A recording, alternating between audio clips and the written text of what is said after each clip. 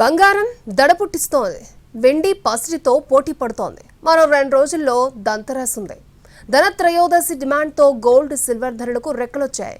తులం పుత్తడి 1,30,000 దాటితే వెండి 2 లక్షల మార్కును దాటేసింది. బంగారం, వెండి ధరలు రికార్డుల మోత మోగిస్తున్నాయి. గతంలో ఎప్పుడూ లేని స్థాయిలో ఆల్ టైమ్ గరిష్ట ధరల్ని నమోదు చేస్తున్నాయి. ధనత్రయోదశి డిమాండ్తో బంగారం ధర ఆల్ టైమ్ హైక్ చేరింది.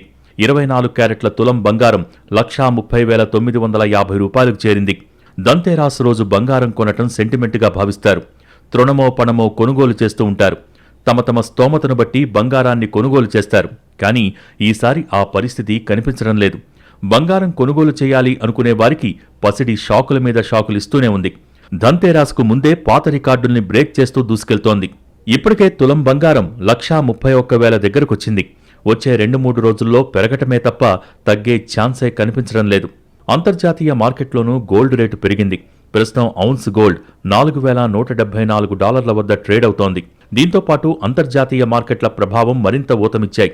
డాలర్ విలువలో 10% క్షీణత, ఫ్రాన్స్, జపాన్లో రాజకీయ అస్థిరత కారణంగా బంగారంపై ఇన్వెస్ట్ చేస్తున్నారు. పైగా చైనా పీపుల్స్ బ్యాంక్ లాంటి సెంట్రల్ బ్యాంకులు గత 11 నెలలుగా బంగారం కొనుగోళ్లు పెంచుతూనే ఉన్నాయి.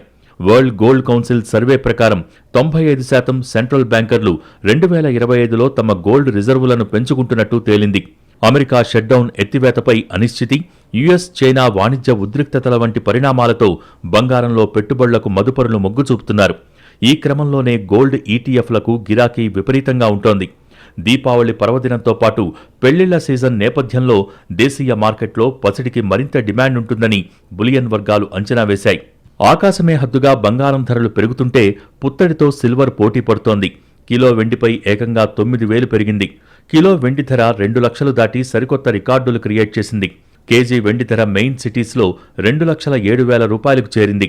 ఏడాది క్రితం 95,000 దరిదాపుల్లో ఉన్న కిలో వెండి ధర ఇప్పుడు 2,07,000 రూపాయలకు చేరింది. అంటే ఏడాదిలోనే దాదాపు 70% పెరిగిపోయింది.